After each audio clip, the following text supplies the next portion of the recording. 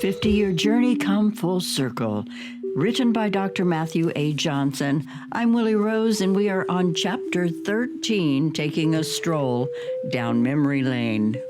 The activity level in the Southern Oregon Habituation Area, or SOHA, was slowly but surely beginning to increase. We were beginning to experience more and more visuals, vocals, and tree knocks on the perimeter of the base camp. We were hearing bipedal steps and seeing eye glow on the very edge of camp, only 10 to 15 feet away from us. We were beginning to occasionally see evidence that the younger children were watching us on the perimeter too, and also visiting the gifting bowls, as evidenced by their tiny fingerprints combined with the much larger fingerprints. Those little fingerprints were so cute. One night in SOHA, Grady and I entered our tent, climbed into our sleeping bags, and went to sleep. More often than not, I sleep so much better up in the mountains than I do in my own bed at home.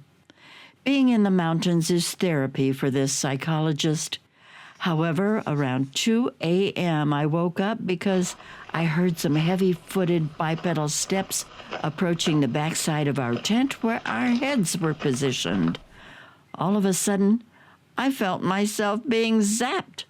What does being zapped mean? Well, the old schoolers will try to convince you that the Bigfoot forest people are using infrasound to paralyze their prey.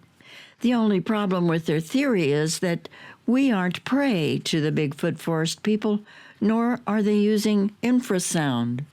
The effects of infrasound do not match what is actually being experienced while one is being zapped.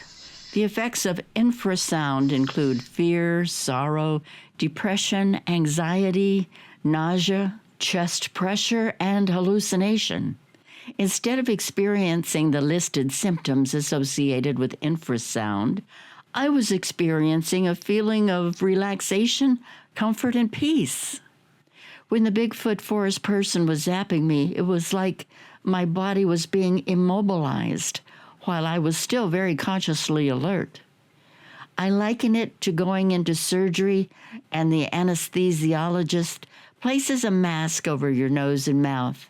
Then they tell you to count backwards from 10. When you get to 5, you're totally passed out. When you're being zapped, it's like you're at 7.5. You can think, but you can't move. You're not wide awake and mobile like you were at a 10 before you started breathing from the mask. At the same time, you're not a 5 and totally passed out and unconscious either. Once again, I felt relaxed, comfortable, and peaceful. As I laid there in the tent with my body immobilized yet wide awake, I felt a hand about the size of my own slide between my head and my pillow. Keep in mind that I stand 6 foot 9 inches tall, and I have the hands to match. I can palm a basketball without any difficulty at all. Now, I know what you're thinking right now. How did the Bigfoot forest person stick his hand between your head and pillow? Was there a hole in the back of the tent? Nope. There was no hole in the back of the tent. Now you're asking, well, then how did he do it? My answer is that I'll get to how he did it later in the book.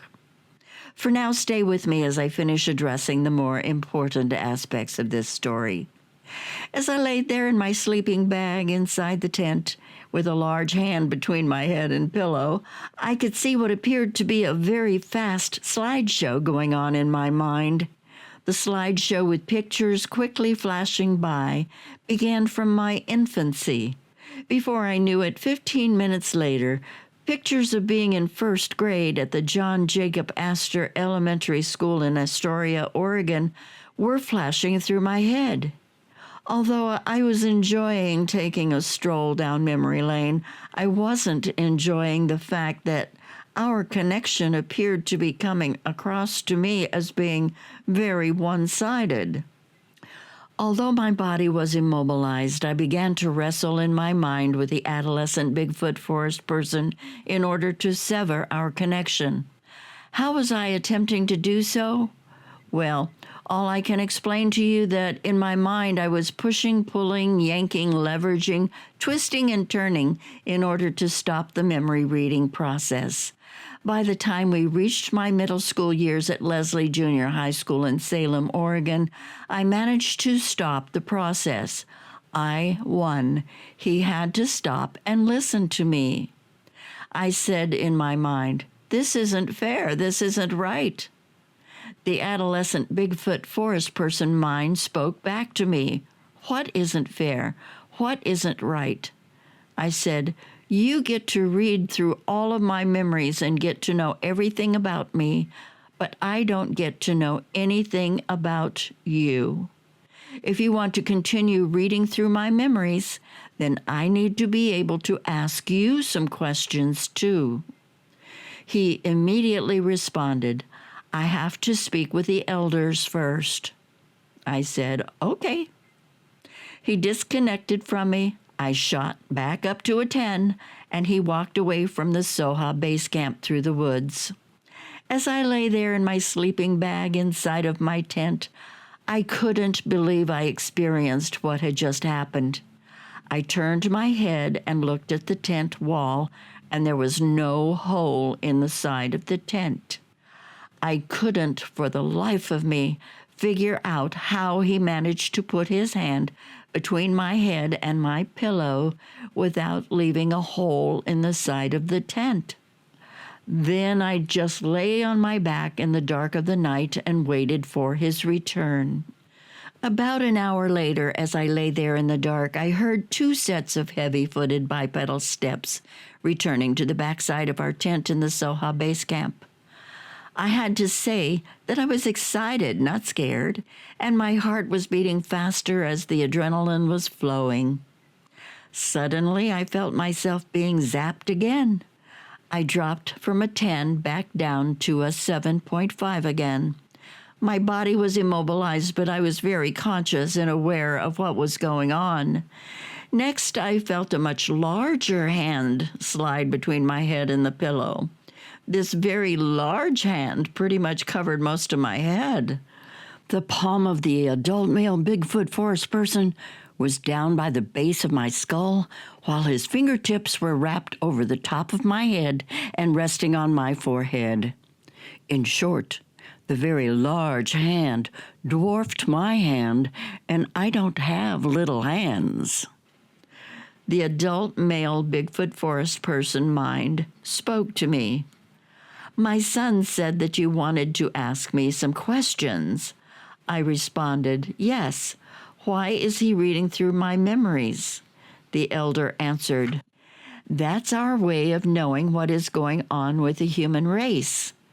Well, that made sense to me. It's not like they have CNN or Fox News to watch every day at home. The elder then asked me, "Do you have any other questions?"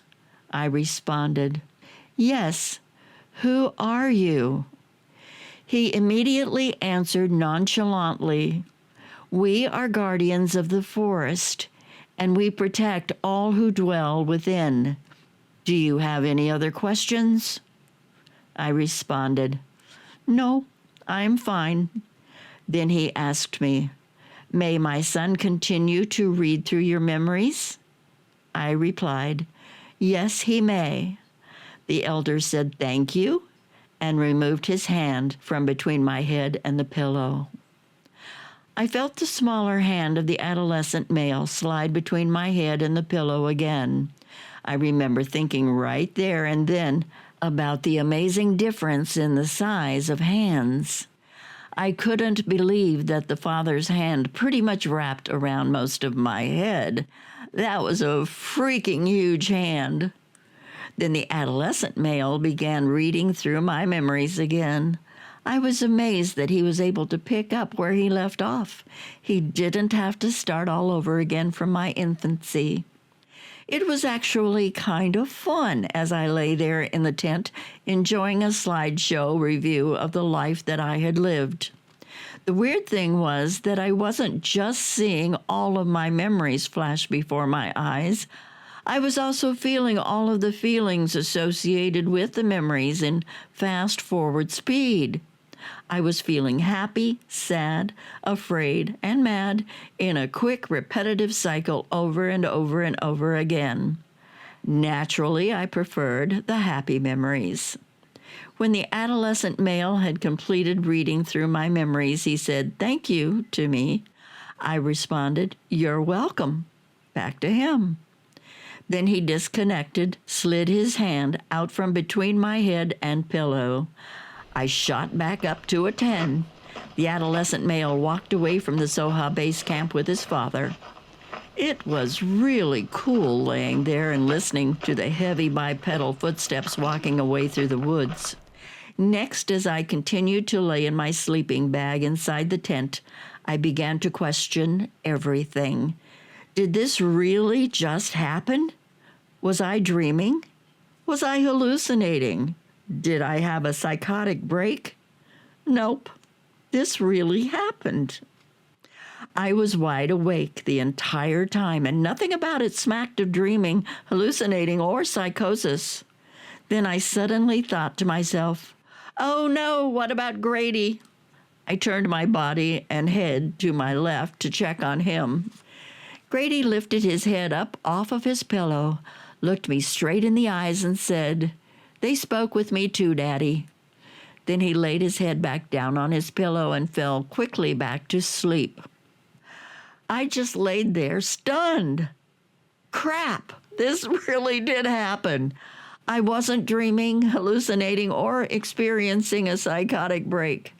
Grady just told me that they spoke with him too. Wait, Grady said they, and not he. Grady referred to them in the plural form rather than using the singular form. In other words, they referred to both the adolescent male and the father, i.e., they spoke with me too, Daddy. Wow. I lay there wondering what they spoke to Grady about. I decided that I would let him sleep and not make a big deal of it with him. After all, he was only 5 years old at the time. I thought I would just wait and hear from Grady about his experience if and when he wanted to share it with me. I reached for my cell phone, turned it on, and began to blow up Cynthia's cell phone with a million text messages. I typed everything that I could remember. I'm sure she was thinking, uh-oh, he's lost his marbles. It didn't matter. I had to tell another adult. Cynthia is my soulmate, so she's going to have to put up with my craziness no matter what. Well, she responded back in a very excited and inquisitive manner. She, too, was blown away by Grady's response to me. They spoke with me, too, Daddy. She also was wondering what they talked about. To this day, I have no idea. Grady can only remember the event, but he doesn't remember the specifics of what they talked about. It doesn't matter to me. What does matter is that he was there with me at the age of 5, experiencing things that most other kids on planet Earth never have the opportunity to experience.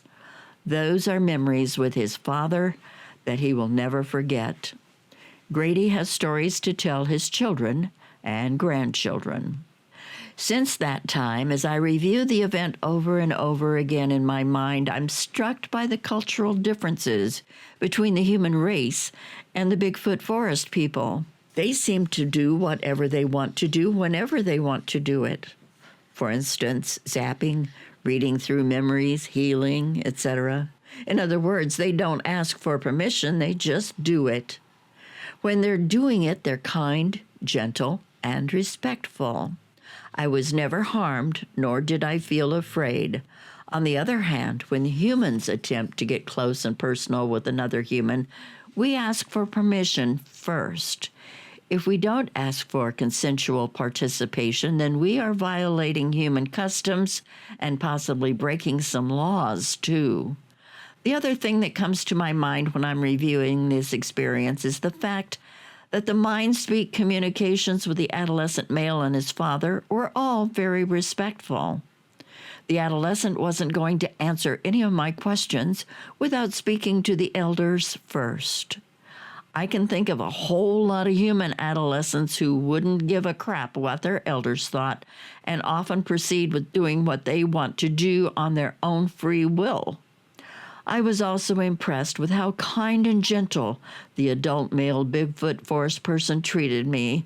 Quite frankly, his hand was so huge that he could have simply popped my head open like it was an egg. Instead, he was kind and gentle, asked me questions, allowed me to ask him questions, and then thanked me for my willingness to participate in the memory reading process. In short, there was a whole lot of respect that occurred during the Mindspeak exchange in spite of our cultural differences. However, I soon realized that I was only beginning to scratch the surface. There was a whole lot more for me to learn about the Bigfoot forest people. And that's the end of chapter 13. And we move on to chapter 14. It's called Clarifying My Intentions. You are listening to the reading of the book Bigfoot, a 50-Year Journey, Come Full Circle, written by Dr. Matthew A. Johnson. I'm Willie Rose.